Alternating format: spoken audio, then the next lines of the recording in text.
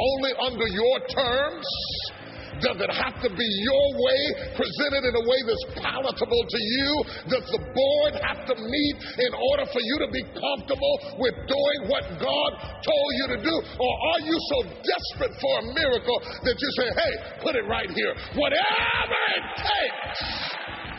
This is the Potter's touch.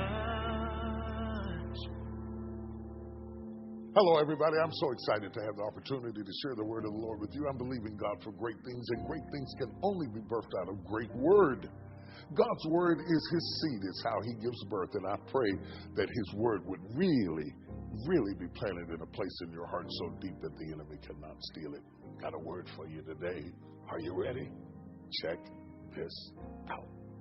The Bible says that the disciples were with Jesus, and Jesus passed by the blind man. They used him as an opportunity, his circumstance as a canvas to paint a question before the Lord, and they asked him, who sinned, his mother or his father, that he would be born blind? Because whenever things go wrong in our lives, we have a carnal propensity to want to explain our dilemma by pointing at someone else.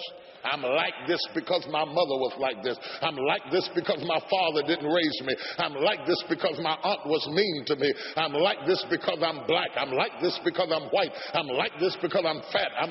We always want to explain the calamities of life. But the truth of the matter is, sometimes things just happen.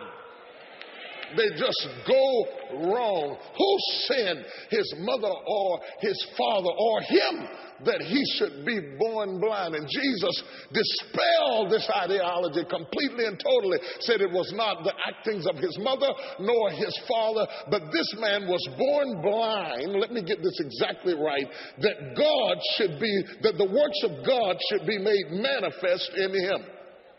In other words, God said he was born blind so God could show that he was greater than blindness in his life.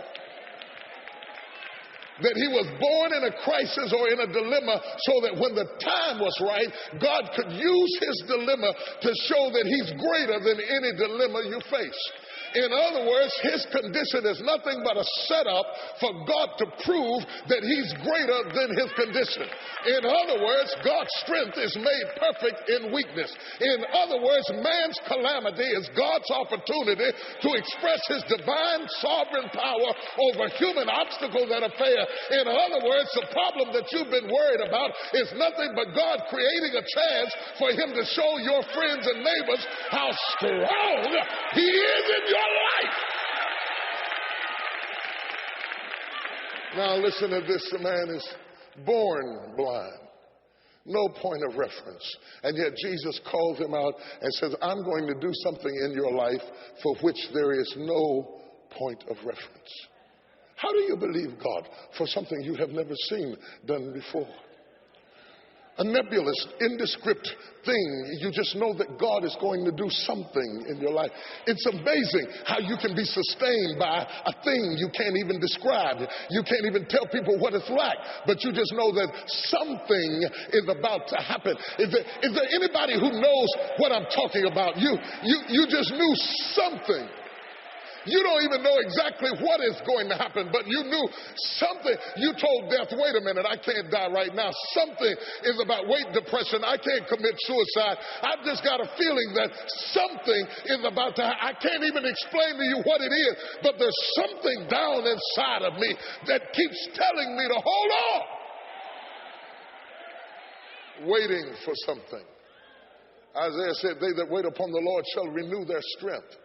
That means that when you wait, you don't just sit down like you're sitting at the bus stop listlessly, aimlessly looking into the wind and the weather, waiting on the bus to come. It means that while you're waiting, you ought to be doing push-ups and jumping jacks and lifting up barbells because you're renewing your strength. What are you renewing your strength for? Because you need to be strong enough to bear the weight of the favor that God's going to release on your life.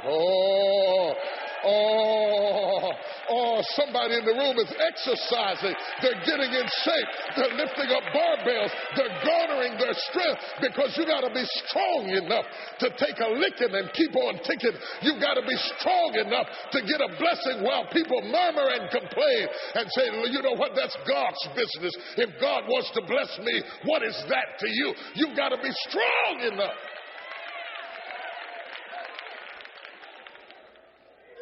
the man has been blind all of his life. And maybe it's me, maybe it's the way I was raised. I was raised to respect people with handicaps. Not to look at them funny or to make fun of them or to make them uncomfortable. I go out of my way if I know you have a handicap to try to make you comfortable, to give respect to you. And yet when Jesus encounters the blind man, and the blind man finally makes it to Jesus, he's finally grown to the point that he's gotten to Jesus and he's ready to be healed. Can you imagine being blind? You heard Jesus was passing by. You didn't see him. You heard a sound. You scurried over and you climbed over the rocks and the ridges and you felt your way over to where he was because you heard that he was a healer. You never saw it. You heard he was a deliverer. You never saw it. You heard he took 2 fish and 5 loaves of bread and fed 5,000. You never saw it. You heard there was a woman with the issue of blood touched the hem of his garment and was made whole. You never saw it. You heard blind Bartimaeus stood by the highway side begging and he got healed. You heard Lazarus was dead and stinking in the grave and he raised him from the dead. You never saw it. You heard about it and came where he was. Face to face with the miracle. You say, maybe he's going to lay hands on me like he did them. Maybe he's going to speak the word into my situation. Maybe he's going to take some oil and anoint my head with oil. And you're standing there waiting on him to do something that heals you and delivers you. You hear him say,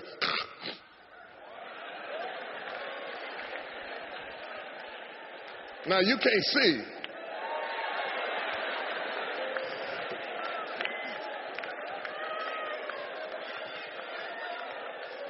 You don't need eyes to know what that sounds like. What do you do when your miracle doesn't come through a method that you would have chosen? The blind man didn't walk over to Jesus and say, if you don't mind, spit in my eye. No, that would not be the method that you would request. But isn't it amazing how some of the greatest moments can come out of the worst methods? That God can use your enemies to bless you. That God uses your adversity to bless you. That God blesses you outside of your comfort zone. If you would have asked, you would have chosen God, say, use so-and-so to bless me. But isn't it amazing how the people you think God would use, God doesn't use them. And the very person that never liked you, always hated you, after your job, God will use that. Y'all don't know what I'm talking about. Let me ask them.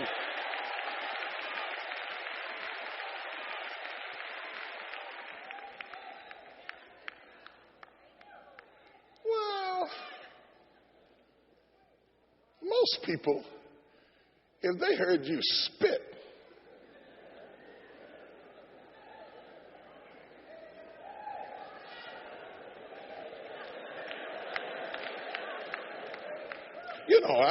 now this is personal preference, but I'd rather you punch me than. There's something so degrading about, I want to be healed, but can't you do something like, speak the word? Just wave your hand over me. Jesus spat in the ground and started making a little mud patch and said, bring your eye over here.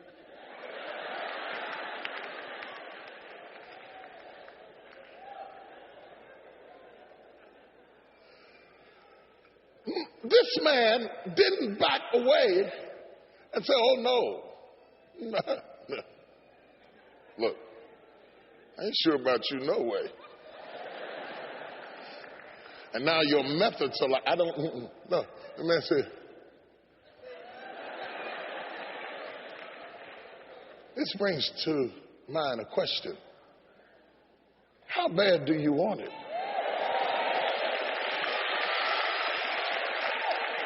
Do you want God's power, but only under your terms? Does it have to be your way, presented in a way that's palatable to you? Does the board have to meet in order for you to be comfortable with doing what God told you to do? Or are you so desperate for a miracle that you say, hey, put it right here, whatever it takes? He mixed mud, he mixed spit and dirt and made mud and put it in his eye and then told the man. Now, before I get to that, let me say this. The man is trying to see now. And instead of him clearing up his vision, he's now made it worse.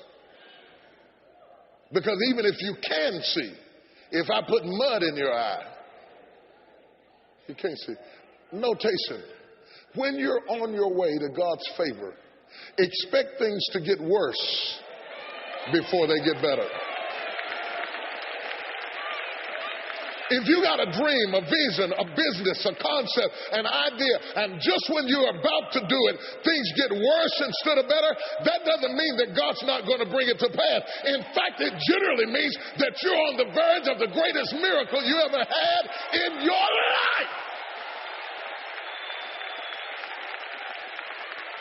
Somebody who's going through all the hell, you ought to get happy because you're real close.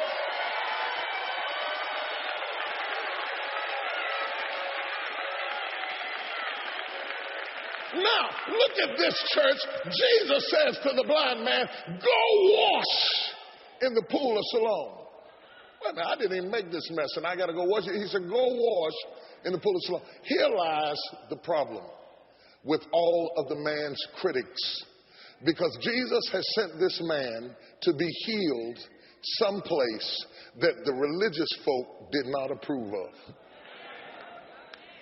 Later you will find that his neighbors are critical, the Pharisees are judgmental, the religious people are complaining about what day he got healed.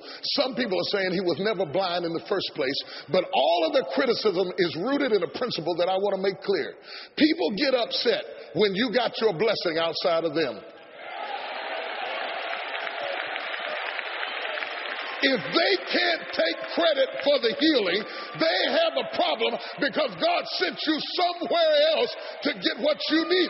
There are some folk in this room right now. If you'd have stayed where you were, you'd have died like you were, but God had to send you somewhere else. Oh, help me preach in here. Now people got an attitude because they can't take credit for what God has done it, but to God be the glory. Church, three people tell him the Lord did this. Not the board, not the committee, not my schoolmates, not my classmates, not my family reunion. This is the Lord's door. He sent me to another place. He sent me somewhere else. No man will take credit for this healing. He didn't send me to the Pharisees or the Sadducees. He said, go wash in the pool of Siloam.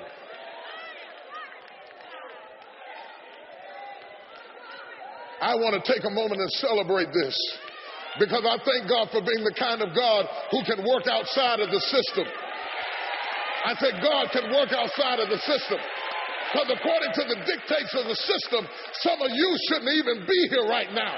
If God hadn't taken you outside of the system and blessed you anyway, the system would have held you down. But God said, go wash in the pool. My God, help me. God will send you somewhere else. Bless you, oh my God. That's why when you get your blessing, you ought to be careful to come back to the house of God and give him the praise because you've made it by faith. Let all the faith folk make some noise in here. Still to come on the Potter's Touch. I'm ready now.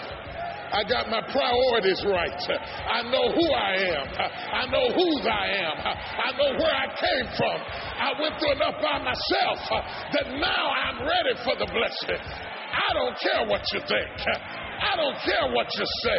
You don't have to help me. You didn't bless me and you can't curse me. To God be the glory. Oh my God, for the thing, I better stop. I don't want to mess up a good service. But when I think of the goodness of Jesus, women are into spiritual warfare. There is a fight going on between you and the devil. If you had been like you used to be, you would have gone crazy. But you got some kind of crazy peace. This is the peace of God. I'm in pain. They said, do you want me to call a doctor? I said, do you know Jesus? What you call his name? Exposure, courage, knowledge, positioning, P-E B-C-K. We will have healing and restoration if we know what our daddy said. Out of your need, out of your capacity, shall flow rivers of living water.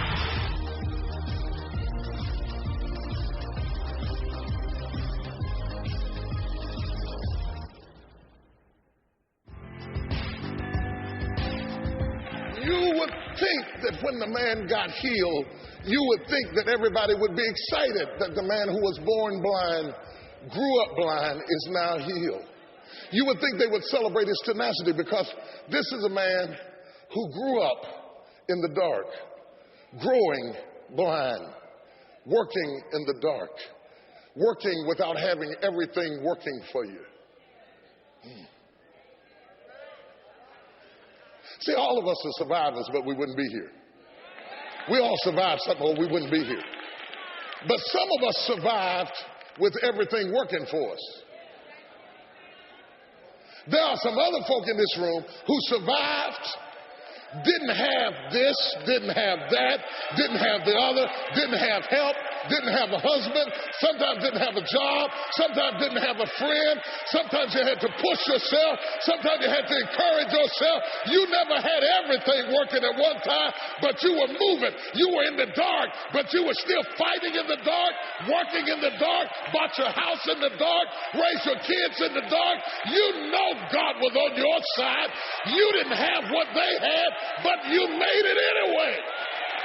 Oh, my God, my God, my God, I thank you.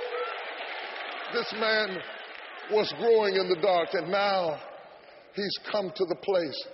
This is the time. My God, this is the time. I don't know who I'm preaching to today. I don't know why the Lord's got me going down this vein. But whoever you are, I want you to understand this is the time. This is the moment you've been waiting on. You've been waiting all of your life to get to the point that you are right now. You're in the right place at the right time for a miracle to break loose in your life. If it had happened 10 years ago, you couldn't have handled it.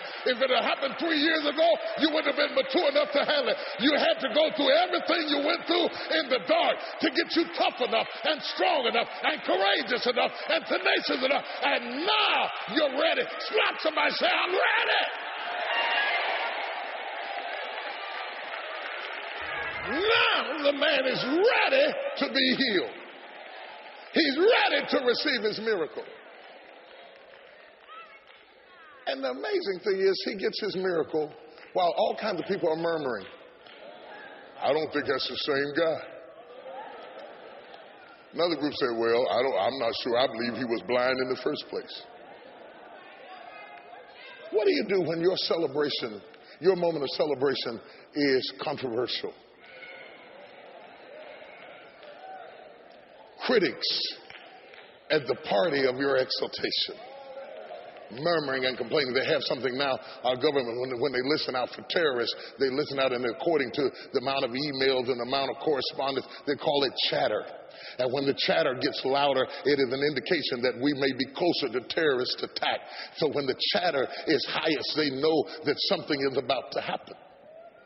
And I came to tell you, when you start getting a breakthrough, expect a lot of Yeah.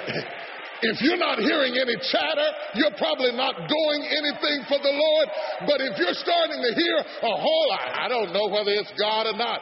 Who is she? She's too old to be getting married. What's he doing going into business? If you're hearing a lot of chatter, it's a sign you're about to step into divine favor, and the blessing of the Lord is about to overtake your life. Now it takes a lot of maturity to be strong enough to hear the chatter and maintain your focus. You can't stop. You don't see where the blind man stopped and said, yeah, I'm the same guy. You know, I know it was the Sabbath day, but, Jesus had to do what he had to do. And he didn't argue with his critics. He just walked into his miracle and received what he had. Don't allow life to trick you into worrying about what he says and what she says when this is your moment. I don't know who I'm talking to. I don't know why God has me preaching this today. I don't know who I'm talking to, but you're just now ready for the blessing of the Lord to overtake you. You heard about it years ago, but this is your year to see the glory of God fall in your life. Tell somebody, say, I'm ready now. Yeah. The Bible said that he's finally grown up. He's of age. He can speak for himself.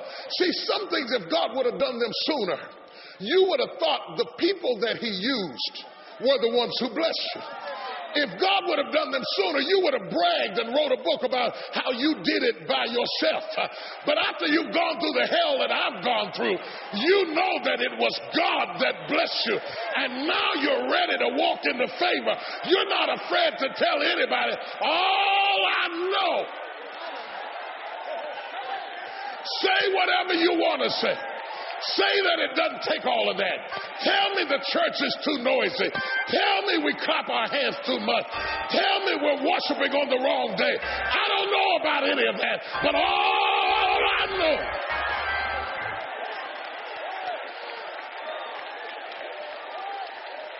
is that I came in here blind.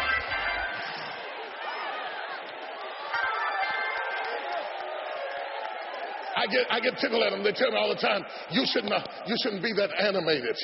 You shouldn't be that demonstrative. You're too exuberant. You're too opulent. You clap your hands. You holler too loud. And you shouldn't do that. Well, maybe I shouldn't. All I know is that it's working for me. It brought me from a long way. And if I need to clap my hands, I don't care what people say. All I know is that praising God brought me through the fire, brought me through the furnace, brought me through the flood, brought me through the fight, through many dangers, toils, and snares. I better quit before I start something in here. I have already come. Tell three people, tell them I'm growing up now. I'm growing up now. I'm growing up now. Tell somebody I'm growing up now. I can handle it now.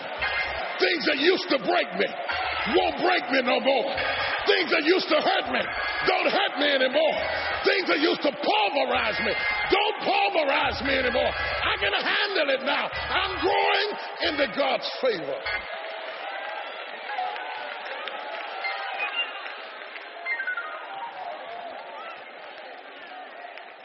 The favor of God broke out in his life. Now I'm going to tell you one more thing, and I'll be out of your way. Don't judge the second half of your life by the first half.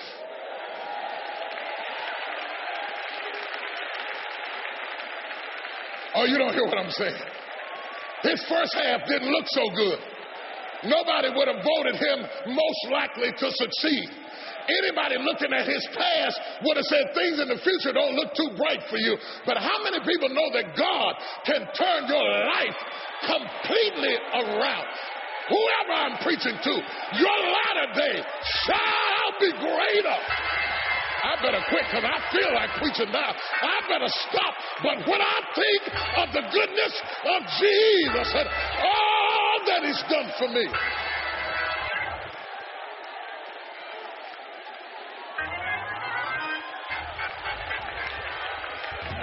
I got to get out of the way. But touch 7 people and tell them something's about to happen. I can feel it.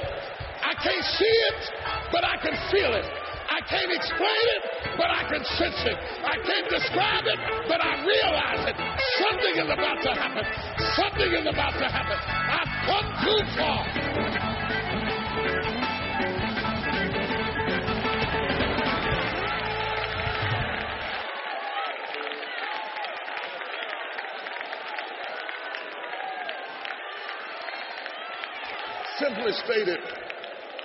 Simply stated, my brothers and sisters, as I hasten to a close, when the Bible says he is of age and points to the fact that he was born blind, he had to grow up into God's favor. He had to develop and go through some things. The timing is now right. You can do now what you couldn't do before, because the timing is now right. You've proven all things. You've endured some afflictions. You suffered through some adversity. You've developed, you strengthened yourself. While you were waiting on the Lord, you were building yourself, and now you're not easily distracted by the chatter, because you've come to a place of solidarity and stability. And now you're saying, whip it on me, God. Whatever it takes, Lord. I'm now ready to receive everything you have for me. I'm ready to walk into divine supernatural favor. I'm not so worried about popularity, fame, or fortune. I'm ready. I wish we had more time. This is such a big subject. It is very, very important that believers understand the truth that you have just heard. Don't judge the second half of your life by the first half. There are new dimensions for you to grow in and evolve into. And I pray that those new dimensions would be materialized in your life. May God bless you, and may heaven smile upon you. This is Bishop T.D. Jakes sending you love from the Potter's House. More than you asked for, bigger than you've dreamed, and beyond comprehension. God's favor ain't fair. Stop apologizing. Stop feeling bad. Stop trying to explain it, because favor ain't fair. For your gift of any size, you will receive the Favor Ain't Fair 3-message set on DVD. You want to be accepted by your peers when it wasn't your peers that blessed you in the first place. It was the Lord that blessed you. Don't forget who blessed you. And when your gift is $100 or more, you will receive the Favor Ain't Fair DVD set, your very own Season of Favor journal that includes daily uplifting scriptures, as well as T.D. Jakes Classics Volume 7, 4 blockbuster messages on CD and DVD. If you don't start believing it, you won't start receiving it. After you've been through hell and high water, God has got something better for you. God is taking you to a new level of favor today.